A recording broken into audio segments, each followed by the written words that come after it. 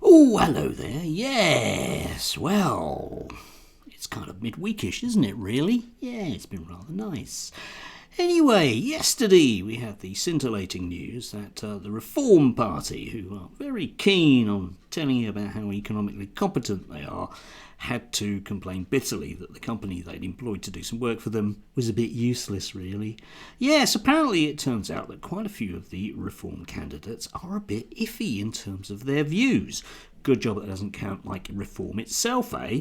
Yes, indeed. And we had the esteemed Alex Phillips, who went on social media because she got a bit hacked off about the idea that people might be calling her extreme or far or alt or something or other right, whereas she's just a fine upstanding citizen who's got no history of anything to do with extreme politics whatsoever. So anyway, let's listen to her and then we'll come on to some of the ideas and what it might actually mean, to be an actual, far rightist. Let's have a listen. So you've noticed the media keep using the terms far right, alt-right, extreme right, hard right when they're talking about the rise of so-called populist parties across the West. What do these parties have in common? Are they far right? What does far right mean? There's two ways in which you can categorise the term far right or hard right. The scientific way, which is essentially fascistic, authoritarian, ultra-nationalistic to the point of being racist and exclusionary. And there is the political way, which is essentially used by people who don't agree with the politics of populism to silence those people espousing those terms. So what do these... Okay, and no, Alex, there is no scientific way to do it. We can talk about academic works in and around the notion of what it is to be on the far right, which is, of course, a sort of movable feast, and it's going to slide around. It isn't scientific, however. And then she says, well, people are just using this. Notice the reference at the beginning to the mainstream media. People are just using this to silence those people they don't like. Okay, but if we want to get into definitions of what exactly is hard right, and if we are going to point at, parties who have recently done better, not brilliantly, but better in the European elections, we really don't take long before we do get into some very, very definite pre-1945 connections. The current administration in Italy has enormously large numbers of people whose, let's say the Mussolini family's blood runs through their veins. The Le Pen family cannot be characterized as anything but the coiffured hairdos of people like Vaders in the Netherlands have an awful lot in common with extreme right-wing fascistic authoritarian notions, and they are racist. Okay, Alex doesn't like to think of herself as a racist. She doesn't like to think of herself as far right, like an awful lot of people don't. My mother was another one like that. Okay, my father wasn't racist, but my mother was, and the way that she dealt with it neatly was to say that she didn't have any problems with black people that she knew because they were nice. It was all the black people she didn't know that were the problem. And I think, to a certain extent with Alex, there's that kind of gatekeeping in her mind. Anyway, let's move on. These so-called far-right parties across the West have in common. They want to control borders. They want to prioritise people who are already living and working and contributing to that country. They also tend to be socially conservative, i.e. they want to preserve the values, the traditions, the culture and the custom that have served them so well for the past 2,000 years. Right, okay, and yes. But, of course, there's an awful lot of European left-wing parties that you could say that to as well. Despite what people like Alex want to throw at left-wingers like myself or anyone, perhaps, who's about to become in the incoming Labour administration in the UK, it won't be open borders, will it? It's never been open borders. Nobody, broadly speaking, outside of the kind of anarchist fringe of the left, is advocating for open borders. None of them would advocate that you prioritise non-citizens. That's the fastest way to electoral oblivion almost anywhere, wouldn't it be? So left-wing parties, by her, I don't know what, non-scientific framing or whatever you want, are not going to do that either. And notice the 2,000 years, which is where you slip into that kind of the West notions. Well, 2,000 years. Well, for the vast majority, Alex, of 2,000 years, people like you had no rights whatsoever. And they've only come about because people who weren't on the extreme right have basically got shot for it.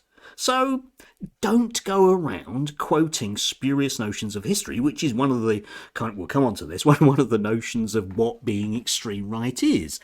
Moving on. Most of these parties are also very concerned with not only open borders, but things such as the trans activism, which has seen children being forced to question their gender and in some cases prescribed life-changing drugs or even surgeries. Is it not right to be able to talk about these things without being cancelled and silenced? But that is... Well, okay, but again, Alex is standing up very much as a sort of straw man argument here, because, of course, the gender-critical, lovely people haven't been cancelled at all, have they? You cannot open a British mainstream newspaper like the Daily Mail without seeing articles from all of the usual suspects who were gender-critical. They've not been silenced at all. And just think of Alex's job. She works for the Reform Party and its propaganda wing at GB News. When has anyone ever realistically, put forward, other than Peter Tatchell, let's say, put forward a kind of pro-trans approach? It doesn't exist in British politics, does it? So this notion that Alex, bless her, is being cancelled by the vicious anarchist open borders trans want to mutilate children stuff is pandering on a very populist level to some very, very, very dodgy right-wing views. Moving on. Is what's happening, and the problem is the people now are beginning to wake up to this, but the more the media take the terms far right, hard right, extreme right, they are aiding and abetting the very people who are the authoritarians trying to silence the masses. It needs to stop now. Use terms technically if you're a... Yes, let's use the terms technically. You see, if you are a bit of a nasty racist or transphobe, people like me are trying to silence you, okay? I have no tools at my disposal other than spending a bit of time in front of a camera and putting it online for a handful of people that seem to like what I do. Alex is a paid-up propagandist, as she has been for a long period of time, we'll come back to that one as well, for Nigel Farage. She has skin in the game. Yeah? And, we'll come on to that one. Journalist, use the correct terminology, do your research, and do not become part of a campaign, which frankly is the campaign of oppression against ordinary people. Yes. Don't be oppressive to ordinary people like I am. That's an order. We'll move on. Okay then, yes. So, how do we progress forwards about the lack of far-rightedness in Alex? Well, what we need to do is start thinking about the way that we tend to think about politics. There's a left-right spectrum, as I always say to my students. That's something from the French Revolution. And for a long period of time, what we've tended to do is we've tended to use the political compass grid, which I'm sure you're familiar with. So you've got left and right, authoritarian and libertarian. Most people tend to end up on broadly, in most of the UK population, in fact, end up on the libertarian left, oddly enough. And if you want to see a sort of representation of various political leaders, roughly speaking, where they sit on this, you can have a look at some of these things. Lots of people don't agree necessarily with these things.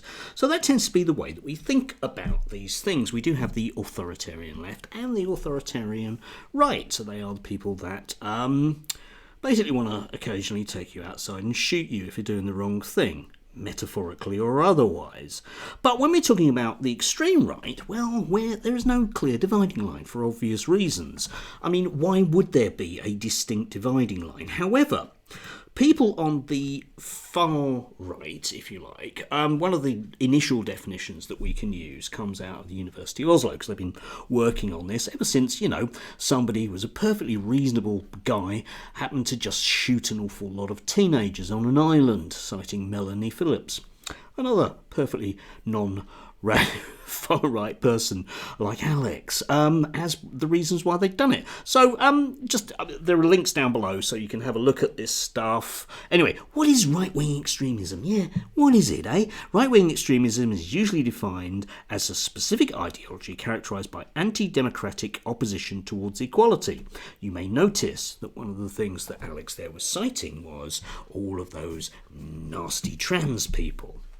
Kind of falls neatly into that one. We need laws against them. We need laws, anti-democratic. Because whenever we decide to pass legislation against a particular group of people to remove some of their rights, I instantly think, yeah, there you go, that's far right, okay? Suddenly we're not into allowing people to live their lives. They have to live it in a particular way. It's associated with racism, xenophobia, exclusionary nationalism. We've got to have those borders, very important. Conspiracy theories, yeah, because it's a left-wing plot by people like me to silence Alex, yeah? And you'll notice some of the headlines today about those nice supporters of Mr. Farage, and they have certain views about things, and authoritarianism, which is that desire to pass laws against others. Now, when I use phrases about fascism, it's because, for example, I've read stuff.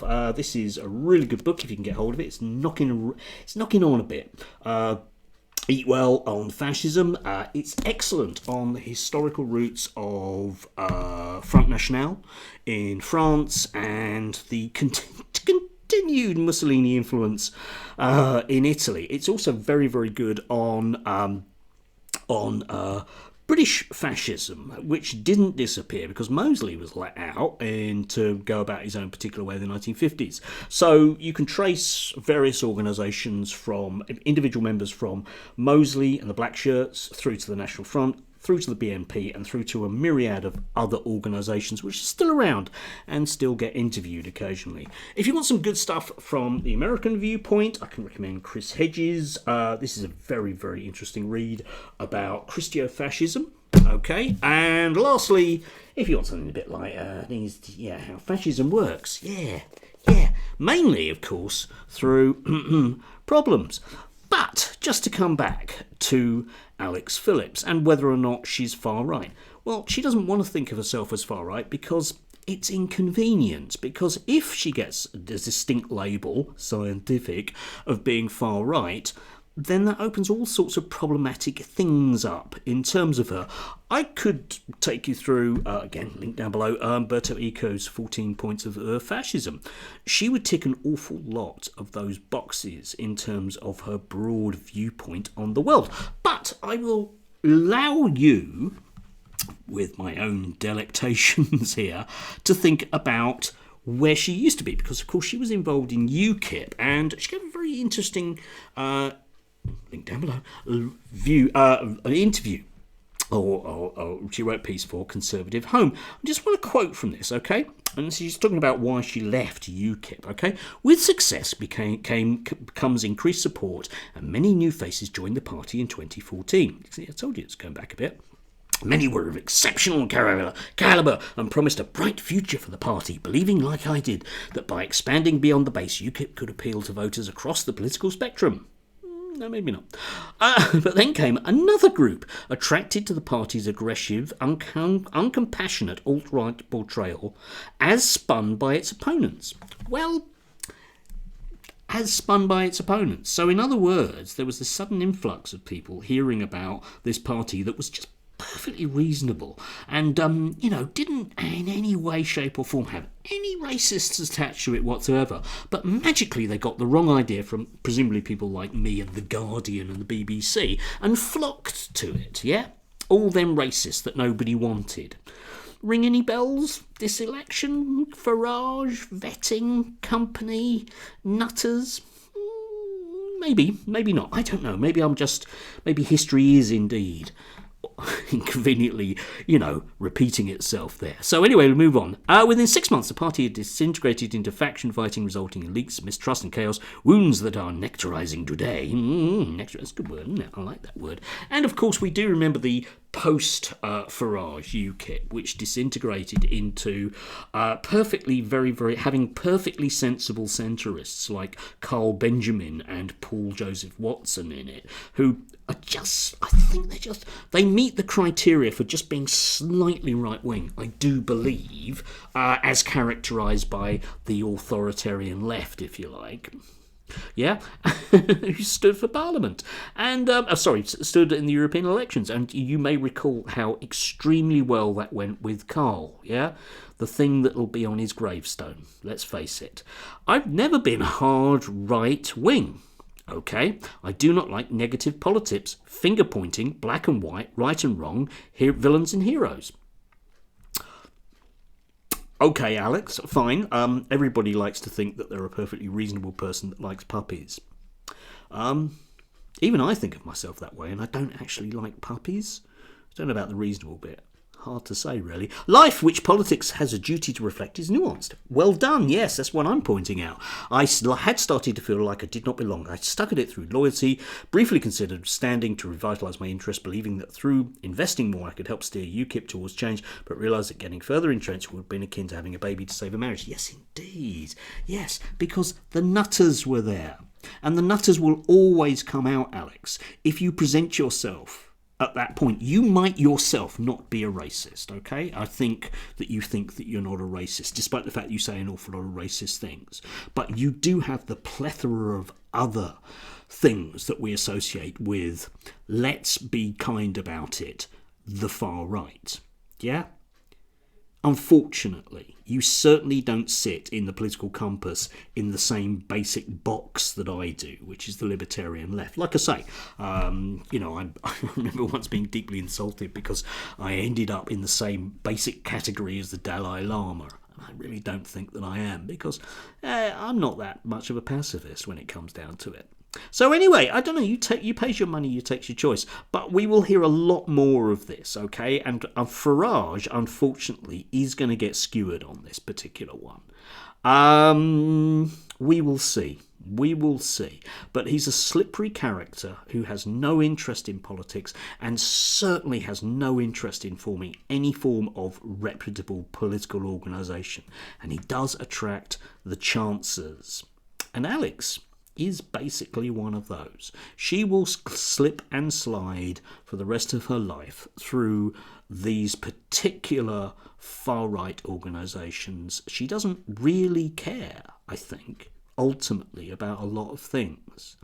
Because, as ever with these people, it is always about where the next opportunity is. And they don't care about what gets left in their wake. And what gets left in their wake is an awful lot of very, very bad feelings. And I would argue, on a personal level, that that's not healthy. You can throw whatever labels you want at me, but ultimately, I'm very, very, very much in favour of widening notions of democratic accountability.